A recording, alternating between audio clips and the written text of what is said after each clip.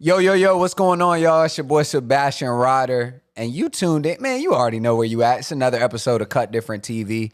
And today we got a real dope guest in the building, man, because I don't know if y'all know me personally, but I love that R&B music. You know what I'm saying? I love hip-hop, don't get me wrong. But R&B just do something different to you. And today we got my brother Tuere in the building, man. Yes, sir. What's good, everybody? Man, and look, you know, off camera, me and Tuere had some conversations.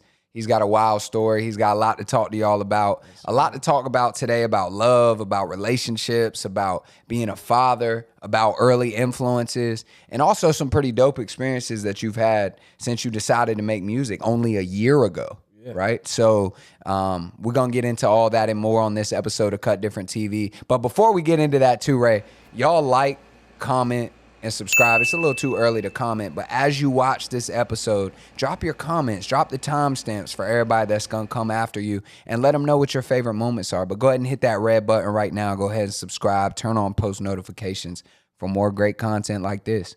Ray, let's start from the beginning. All right, so basically, I grew up in a single household with my mother and grew up without a father. So basically, my mother put music into me. When I was born, my mother put a headphone right around me, playing R&B music. And ever since then, I've been resonated with it.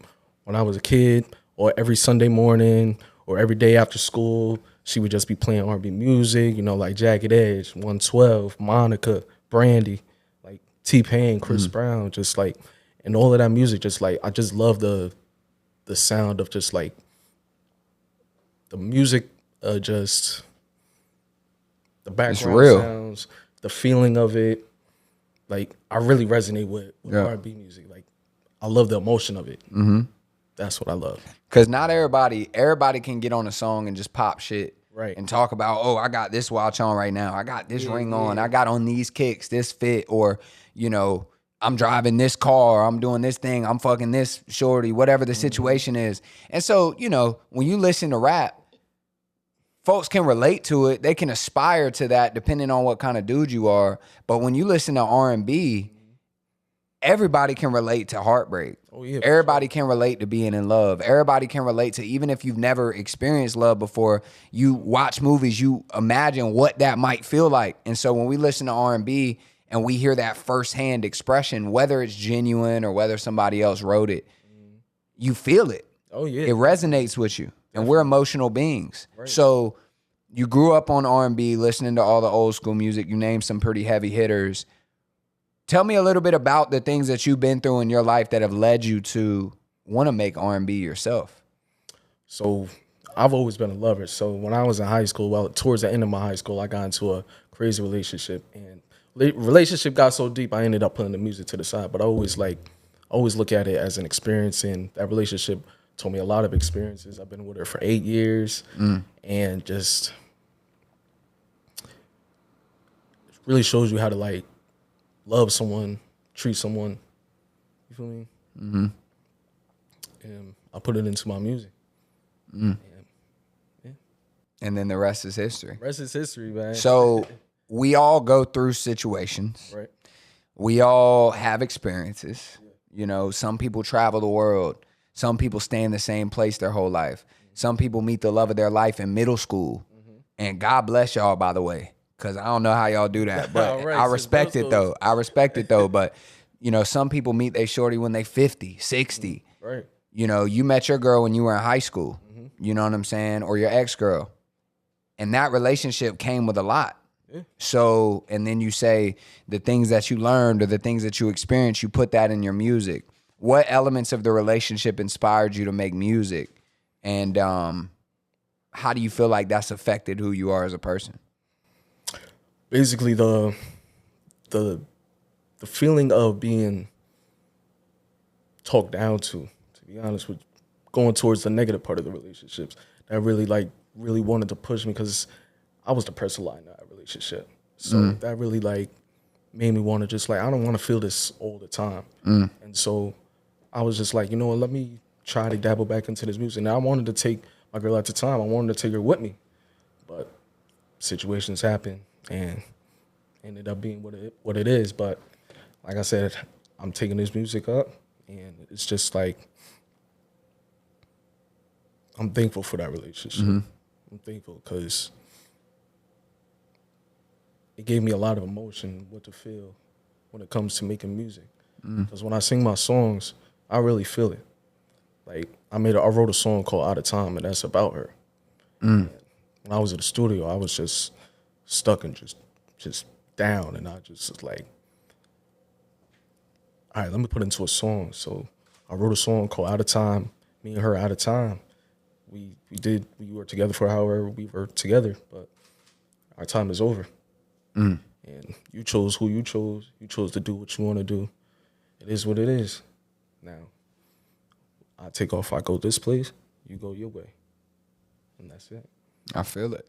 And they say things don't happen to you, they happen for you. Right. You know what I'm saying? So within that relationship, you had 2 beautiful children. Yep. You got a boy and a girl, right? Yep. So being a father, and you just started really going crazy with the music last year.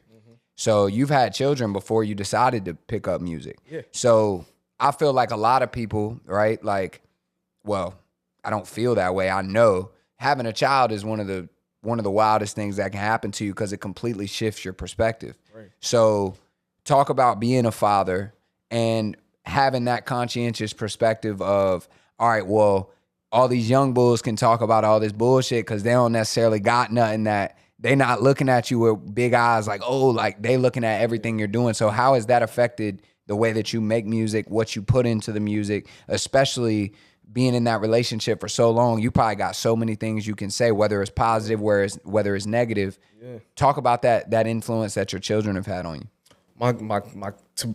First off, my kids are my everything. They make me who I am today. Without them, I wouldn't be nobody. And I played one of my songs for my son one time. Actually, no, he found the song.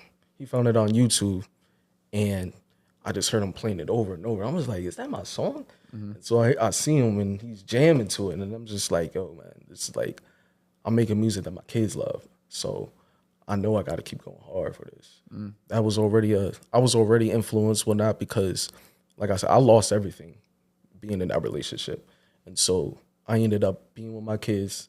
I'm a single father now, and I can't be stagnant. I can't be in a spot that I used to be. 'Cause I was in a bad place. But I can't let that situation define who I am. I had to break down the old me and build a new me. Mentally, physically, creatively. And I feel like it's working in my favor. And my kids, they really push me to go forward, especially because I am a single father and I'm the only one taking care of them. So I got to go hard for them. I got to go hard for them. I put that into everything I do with my music, even my production. Just anything that I put my mind to, I got to go 100% for them because I know my kids will reap the rewards. Absolutely. Right. And I want to give you your flowers too, bro, because a lot of times the narrative is, oh, you know, single black dads like don't exist, or the father might run away from the situation when times get hard. And for you to be a single father, balancing the music, balancing whatever else you're doing to hustle and get income, it's 2024. There is no such thing as just doing one thing. And there is for some people, but shit, like you constantly, you know, if you're just doing one thing, you constantly thinking about what else can I be doing right now? You know what I'm saying? Right. And some people just get on the game. Some people go out, get another hustle, do their own thing. But I want to give you your flowers for balancing it all and still managing to be a great father. So thank you, bro. Hell yeah, I'm gonna give him flowers on that. That's real shit. But look, man, I feel like we talked a little bit about, you know, your situation, your relationship, what came out of that, being a father, but we're here to figure out what makes Tuere cut different as an artist, right? Yeah. And every artist is a person behind the scenes, right? And not even behind the scenes. Every day you wake up and you are who you are. So, you know, I want to talk about some of the intrinsic values, some of the things that you hold dear to you, that are unique to you. So what are some of those things? What are some of the things that you tell yourself? What are some of the mantras and mottos that you live by that allows you to continue pushing? My main motto is manifestation. I really believe that anything you say can and will happen. As long as you believe it, the energy around you will bring it to you. I really believe manifestation is like number one. I write everything down that I want to do, and everything that I've done so far, I've accomplished. I told myself I wanted to work with Zaytoven. I ended up getting the chance to be with him in the studio. I wanted to have a big show. I ended up opening up for K Camp and got to meet K Camp and getting inspiration from him and getting advice from him and everything. So manifestation is number one. Hell yeah. Yeah. And so manifestation, the law of attraction, The Secret, everybody's seen that documentary, but not everybody put it in practice. So you dropped a few big names there. K Camp specifically, that's one of my all-time favorite artists. Like, and I'm not just talking like Slum Anthem. I'm talking even before that. Yeah. You know what I'm saying? So you mentioned K Camp, you mentioned Zaytoven. You hear Zaytoven, you think Atlanta. Yeah. All of Atlanta, Gucci Mane, Migos, everybody that you can think of been through Zaytoven's studio. Right. So that's cool that you were in the studio with Zay, that you opened for Camp. But for artists that are listening right now and they just like, damn, he just skated right past that. Like that was regular. Yeah. How do you get into those rooms and what are the steps that you had to take to make those things happen? Number one thing is networking. You can't get into any of those places without putting your face out there. And the year before that, I was very shy, I want to say, to put my face out there. But I knew that as an artist, I couldn't do that. So I ended up building that confidence. And, you know, sometimes you just got to conquer your fears. And, you know, it's very scary to just put yourself out there like that. But if you don't do it, you'll never accomplish anything. Yep. Like I said, you miss 100% of the shots that you don't make. Yeah. So just put yourself out there, meet with people, talk to people. When I get a feel for people, work with people, that's the number one thing. I love collaborating. Me as a person with this music, I ended up teaching myself how to do everything. I went on to YouTube. I told myself how to mix. I told myself how to sing. I told myself how to produce. I told myself everything. But I appreciate the collaborating process because it's like I could make a great idea and another person can make that idea bigger. So. And you can play your role and be in your pocket, right? Because, like, they say, you know, a jack of all trades is a master of none, but still better than a master of one. Right. You feel me? But when you're in that situation where you can be like, all right, cool. Because when you're dolo, I don't know if you record at the crib, if you got a studio you go to. Right in the crib. But so when you at the crib and you chilling, you might get lifted. You might do whatever you do to get in that creative zone. But you know that, okay, if I want a song to come, I got to make the beat. Yep. I got to engineer my vocals. Yeah. I got to master my vocals. And I got to write. And I got to pull from that inspiration bank. And all those things take a little bit of energy out of you. Right. So when you're in that collaborative space and you can just show up as Tuere and somebody else is showing up as the producer, somebody else is showing up as the engineer, that takes that load off of you and allows you to be who you need to be in that moment. Right. So I respect the collaboration piece. And we're hearing a lot on Cut Different. I think, who was it? It was Capo DZ basically said, if you don't mix, master, engineer, do everything yourself, or at least if you're not capable of it, you can't consider yourself a true artist in 2024. How do you feel about that? I don't really feel that because, I mean, in 2024, there's so many people that are putting themselves out there to find. If you can't mix, there's somebody you can find on the internet real easy to mix your music for you for a certain price. If you can't produce, you can go on YouTube and you can find a beat right there. You got a whole beat for you right there. So I don't really feel like you need to know how to do everything to be great. Like I said, that's when it comes into the whole collaborative process, because finding a beat on YouTube, that's you collaborating with the producer at that point. Mm-hmm. So I like the whole, you don't have to do everything. Yeah. As long as you find somebody who's really good at doing it, you don't have to do everything. So what do you define? We're going to get back to the Zaytoven shit. We're going to get back to the K-Camp experience. Don't worry about it. But I go off on a tangent. When I hear something I like, I'm going to ask more about it. So I personally agree with you, right? Like, shout out Capo DZ. That's my dog. But I agree with you, right? Like, from a standpoint of being an artist, I feel like everybody defines art differently, right? An idea is art. You know, me saying something that you haven't heard before, you're like, damn, okay. And then being able to take that and turn it into whatever it is, great. they got on Drake's ass about the whole ghostwriting shit back when Meek Mill. Yeah. They calling him Freak Mill now, but back when back when, you know, he got on Drake head talking about the ghostwriting shit. Yeah. Bro, some of the best records that niggas have ever heard was a collaborative effort. Right. And I feel like at the end of the day, being able to take an idea, whether it's your own idea or an idea that somebody else gives you, and be able to manifest that into something that resonates with people is art. Making a beat is art. Right. Being able to hear chains on vocals and different tracks and being able to blend those together and make the sound be cohesive, that's art. Right. You feel me? Drawing a picture is art. Putting on a fit is art. So I feel like being an artist ultimately just comes down to creativity. Right. So I agree with you on that. Thank you. And to be honest, the only reason why I did everything for myself was because I had nobody to teach me to do it.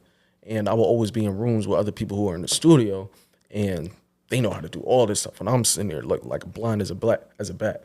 And I was like, if I want to learn this stuff, I'm gonna end up having to teach myself. Because when I ask these people, they give me vague answers. It's like they don't want to see me get to where they are. So it's like, all right, these are the type of people that don't want to see me push. If you don't want to show me, I'll show myself. If I really want to. Yeah. Because niggas be gatekeeping too. Facts. That's crazy. Why you think they be doing that too, right? I feel like they do it because they don't want to see you do better than them. And I feel like that a lot, especially in CT, because we have a lot of dope talent in CT, but nobody wants to collaborate. Everybody feels like they're the shit. Like, oh, I'm better than this person. Like, I'm too good to collaborate with you. I want to collaborate with everybody because, like I said, music is a collaborative process. And if you can make art with somebody who's maybe not at a high level of music or somebody who is at a high level of music, it's still a collaboration, and you can find inspiration through all of that. So I feel like people need to stop just like trying to do everything themselves, trying to basically be like, oh yeah, I did this and nobody taught me how to do this. Nobody gave me nothing. Well, not, put yourself out there, man. You see a dope artist, well, not go try to collab with that person. Because you can make fire with some people. Yeah. And if some people might fuck with that other person more, oh well, you still got a fan base. There's going to be somebody that likes your music. So this music is the music industry is not like only certain people can go. Yeah. As long as you're hot, you can blow up. So as long as you believe in yourself, who cares if that other person's better? If you know you're better, you know where you're gonna go. Yeah. I read a book back in the day. I can't even give y'all a title right now. I'm sorry for everybody watching, but it basically talks about the creative plane and the competitive plane and how we exist as human beings primarily. No, I'm not going to say that and get canceled, but we as men specifically, I can only speak from a man's perspective, exist at all times in one of those two planes. And it says that on the creative plane, that's where the most ideas turn into real things, you know, but there's no competition in the creative plane. But there is creativity on the competitive plane. Right. But we have to figure out, okay, cool. If I meet a dope artist and I'm an artist, and I'm like, okay, bet, I'm doing my thing, whatever. We can't look at the next artist as competition. We have to look at the next artist as, okay, this is an opportunity to further the message. Right. You know what I'm saying? And I know that's hard for a lot of y'all to hear because you think like, all right, we fighting for the same fan base. Yeah. But at the end of the day, it's Apple Music, it's Spotify, bro. People got hella artists that they listening to, especially artists of similar sounds. Prior to this interview, we were just talking about all the dope R&B artists that we fuck with. I'm throwing artists out. You like, oh shit. You throwing artists out. I'm like, oh shit. But what if you gate kept all that? Right. And what will be the whole point of that? Like, what do you get out of that? Yeah, bro. I feel you. Well, this is us putting y'all on the Tuere. So we not gatekeeping Tuere. And we don't gatekeep at Cut Different TV. I feel like if you gatekeep, you not cut different. You cut the same as every other nigga that doesn't want anybody else to win. That's what we trying to fight. But shit, man. So speaking of collaboration, creativity, stepping out, manifesting, speaking shit into existence, talk about the situation with Zaytoven. What came out of that and how did that come about? So I saw a post on Instagram by Zaytoven's manager, and he was making a post that was like, "Yo, Zaytoven is coming out of in Florida. If you really want to be into this, you want to learn from the great, come on board. And if you're really serious about it, we'll come on board." And I jumped right on it. I'm from New Haven. I took a whole flight. It was literally a week before. I took a flight straight to Tampa by myself, just for a chance to get in the same room as Zaytoven, just to learn from him. Because to me, he's one of the greatest producers out here. And so you got in the studio, and then what happened? All right, so we got in the studio. He basically he told us everything that how he came up. He told us about how he was a barber, and when he was doing his song, when he got his first big song with Gucci, he was still a barber and whatnot. And it really inspired me to be like, even though he's still popping, he's still working and whatnot. So getting in the studio, he shows his beats. We're showing each other music and whatnot. And he really said that he really fucks with me, and so we got each other's exchange. We exchanged social medias, and we just been talking ever since. That's awesome, bro. Congrats on that. Because a lot of people won't get up out of their hometown to save their life, bro. Yeah, and you can't go nowhere by just staying in one spot. Like if you really want to go out there and be who you want to be, you got to put yourself out there. Because Connecticut is a very small place, so you got to be in California, Texas, New Jersey, New York, Philadelphia, and so on and so on. But you really got to put yourself out there just to be who you want to be. Hell yeah, bro. And so what I really want to talk about is right now, and thank you for sharing that with us. What I want to talk about right now is how you view yourself being an artist. And I want to talk about the catalog a little bit and what inspired you. You mentioned the song Out of Time earlier, but I want to know what goes into a Tuere visual. I watch your music videos. You got shorties in the videos dancing. You got, everything going on, color rooms, different vibes. Like you're cultivating and you're showing that range of creativity that you have outside of just being a musician as well. So I'm going to give you the floor. I want to know everything there is to know about Tuere, the artist. So when it comes to the creative process in the music I make, especially my last EP called After the Party, is basically everything that I've experienced in the last couple of years. Because once I left that relationship, I put myself out there. I started dealing with a lot of women and how they are and experiencing them. And so I put it into my music. Like when I went to Miami for the first time, I wrote a song about it. I wrote a song called Rari. And basically how I met this girl at the bar. And I just was like, I had a rental. I was like, yo, I got this rental. So I come check it out. And she was fucking with me, I was like, yo. You had the Rari? Yeah. Oh shit. Yeah. Word. So I was like, yo, man, I put my game on her and we took it to the crib, and then I came home and I was just like, yo, I gotta make a song about it. And that's what I do with any time I make my music. Everything that I've put out is something I've experienced. And I experienced a lot of women. So I put it into my music. Basically, short story short.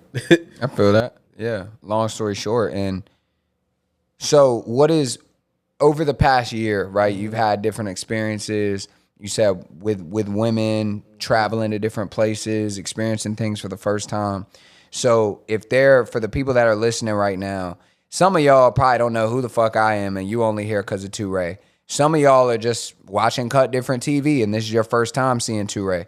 So for the people that I mentioned last, right, that don't already know about you, that haven't heard your music before, take them through the journey of how should they listen to your catalog, how should they listen to your music, and where should they start to really get a good understanding of your sound and what you bring to the table as an artist. So like I said, my album, my last EP is called After the Party. So basically, the type of music you want to listen to at that time is like late night. Exactly. If you with your girl and you doing things with your shorty, put the music on, put my playlist on, and take you for a ride. And I always say that my music is great, and and I don't really toot my own horn, but I'm great with it. So the whole R&B love making, because I make a lot of R&B love making music, and so when I make love to these women, I think about as soon as I'm finished with her, I'm ready to make a song about it. Yeah. And so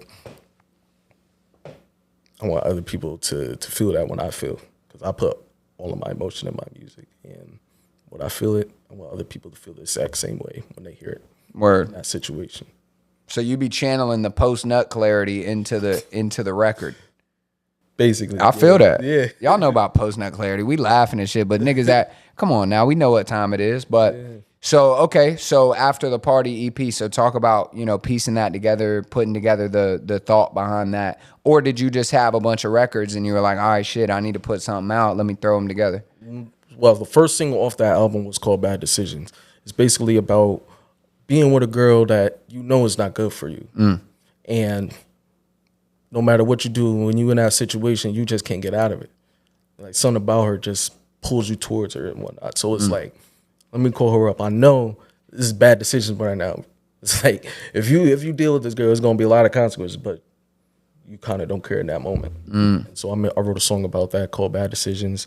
And then I had a lot of, like I said, a lot of experiences with women. So I put those songs, and they were just like, they all meshed well together. So I was like, oh, let me just throw a little EP out here and go after the party. I got my visuals for it. I got the album out, and we doing good. That's awesome. Numbers is going up crazy.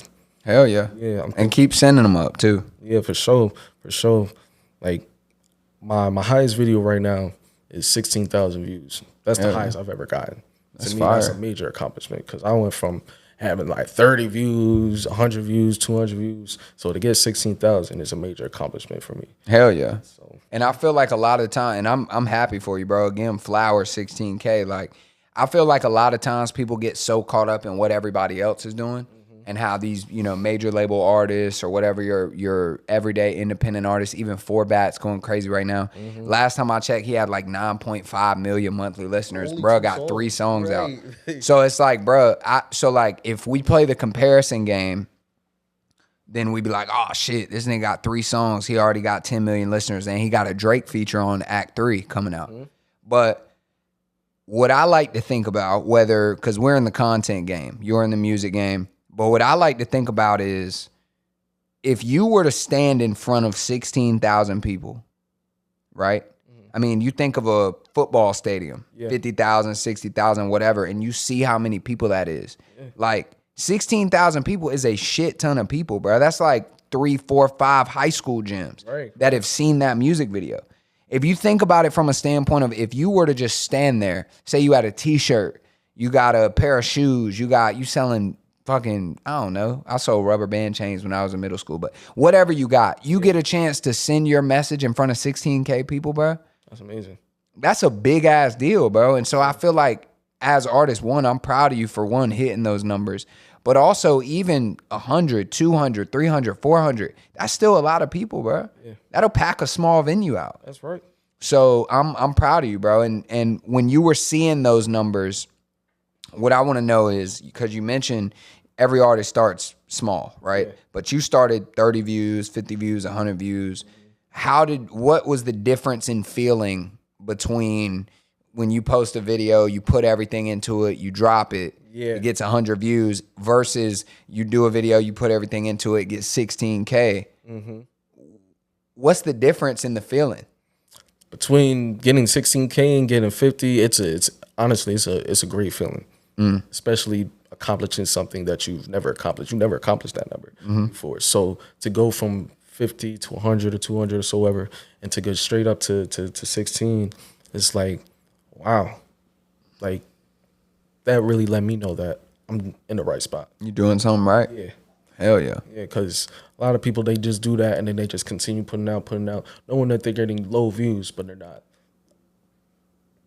not doing anything to optimize it. Exactly. Yeah. Exactly. So if you see that you're only doing that, try to figure out, all right, what's my next move? How can I increase these numbers? And that's going with content, marketing. Excuse me. You good? Content, marketing, everything like that comes to getting people to listen to your music. And whatnot. Because I always say, even those songs that come out like a year or two ago, it's still new to somebody. Facts. And people will be like, oh, well, I don't want to constantly post my song and annoy the people that's watching it and whatnot. But there's still somebody who has never watched it. So I feel if you constantly put your music out, eventually the right people will listen to it. You'll find your right fan base, and then those numbers will grow up expeditiously. exponentially. Yeah, hell yeah.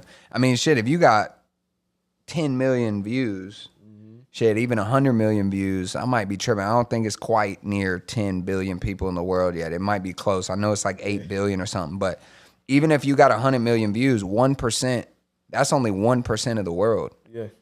So people think, oh, you know, nobody saw my, or, oh, I can't wear the same fit twice. I can't post the fit. I can't post the same shit more than 2 times. Yeah. Bruh.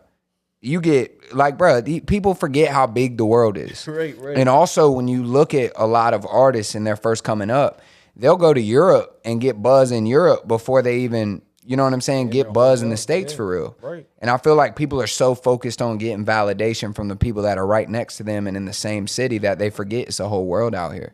But shit, man, I appreciate you talking about that. And shit, I think it's about that time, Cut Different TV. What makes you cut different, Tuere? What makes me cut different is my passion. Okay. I'm very passionate about what I do. And I went from a point in time where, like I said, I had nothing and I felt stagnant. And I knew what I wanted to do with my life. And if I didn't continue, if I don't jump on it, I'm never going to get through it. Mm-hmm. So once I finally just jumped in my music full throttle, it's just passion just brings me to another place. Mm-hmm. And I feel like a lot of people that I've met, a lot of people say they do music, but they don't really they're not really passionate about it. So I appreciate everybody who's like really passionate about their music, constantly in the studio, working on their craft, and just trying to be who they want to be. And I'm very passionate with my music.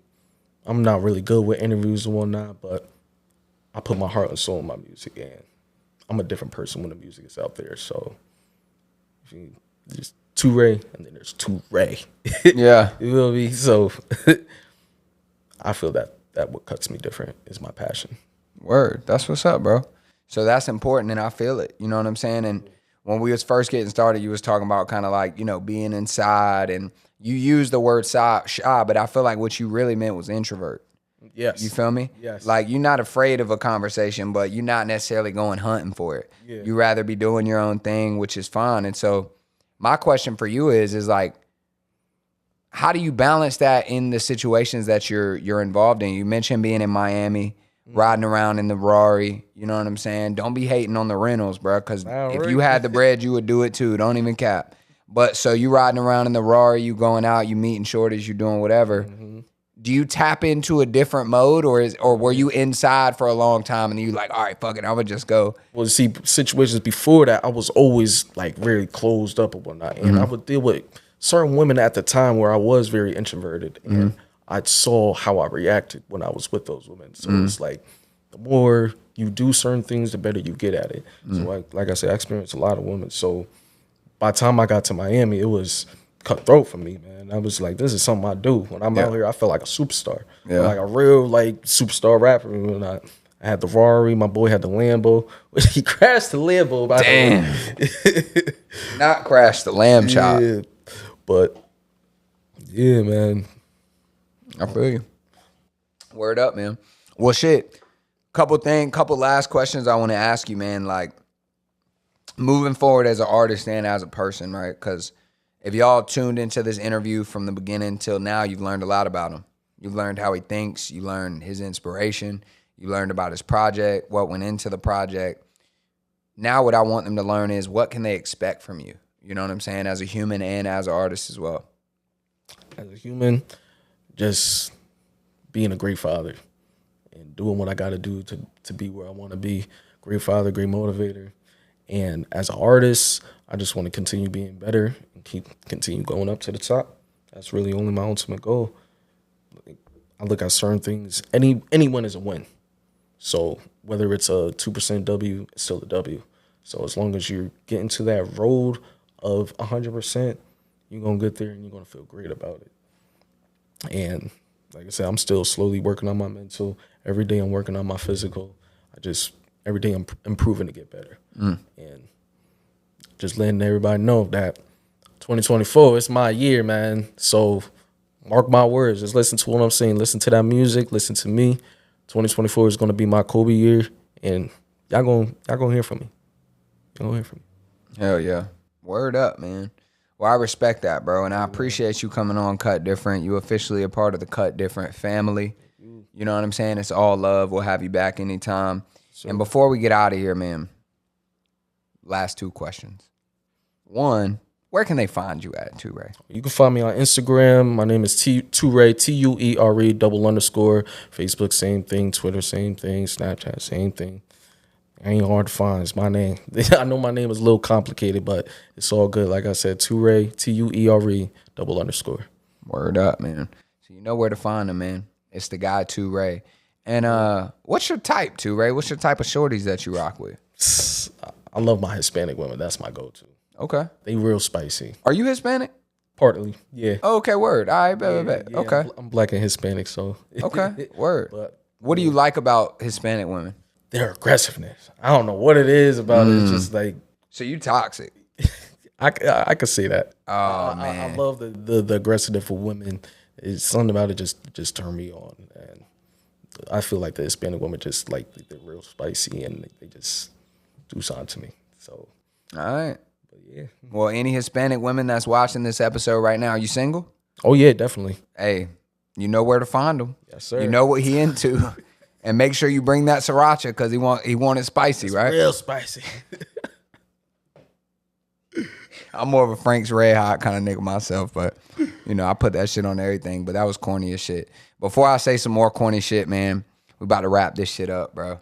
And I want to know, man, what do I want to know? I want to ask you some real random shit. All right. All right. Who's your favorite R&B artist of all time? Of all time, Michael Jackson. Word? You think so would you say Mike is pop or R&B? I say that he definitely went pop, but he definitely has that R&B sound that blends with pop that really makes him R&B. Like his Dangerous album. If you really listen to that album, that's really mainly R&B. Remember the Time, Dangerous. Like I love Michael Jackson. He's my main inspiration when it comes to R&B music and even pop. Okay. And Vic, I got one more. So off camera, we was talking about different artists. We was talking about shit we listening to right now. Niggas was looking through the playlist, pulling up different shit. And you said that Free Black as a project by 6 Black. That was his first project, right? Yep, and then the Trilogy by The Weeknd play a lot into the sound that you've cultivated. Yeah, I love the dark ambient sound of music. I love the whole backgrounds of everything. Even though he's singing, it's taking you for a ride with with the whole ambience of it, and it's just like so beautiful. It's just like it's hard to explain what it is about the dark music, but the dark music really is where I love. Okay. And I know I keep saying the last one, but every time he answers, it gives me another question. For somebody that's out here and they're like, damn, like I'm thinking about listening to his music. I don't know. Maybe I'll rock with him. Maybe I won't. Like, what type of listener do you make music for? The type of listener that listens to my music is women and dudes who want to get women. To be honest with you. All right. Drake said the same shit. He's what he saying? I don't make music for niggas that don't get pussy, so it's better than promise to overlook me or some shit. I don't know. But okay, if you a woman, you gonna fuck with Tuere. If you a nigga who likes women and has success with women, better like women shit. Well, I hope so. But yeah, he about to get us canceled on Cut Different TV. All right, man. Let's go ahead and wrap this shit up before we get canceled, man. My brother Tuere, tell him where to find you one more time before we get out. Follow me on Instagram, Facebook, Twitter, Snapchat, Tuere, Tuere, _. Tuere, man. You know what it is. It's your boy Sebastian Ryder. Don't forget the Van Gogh. And I'm going to tell you one more time, man. Go ahead and subscribe. By now, hopefully you dropped a couple comments. Hopefully you liked the video. And go ahead and turn that notification bell on as well so that you don't miss anything that we got coming. Because like he said, 2024, we shutting shit down, man. It's love. It's your boy Sebastian Ryder. My boy Vic Cheddar on the boards. And it's Cut Different, man. We outside. Yes, sir.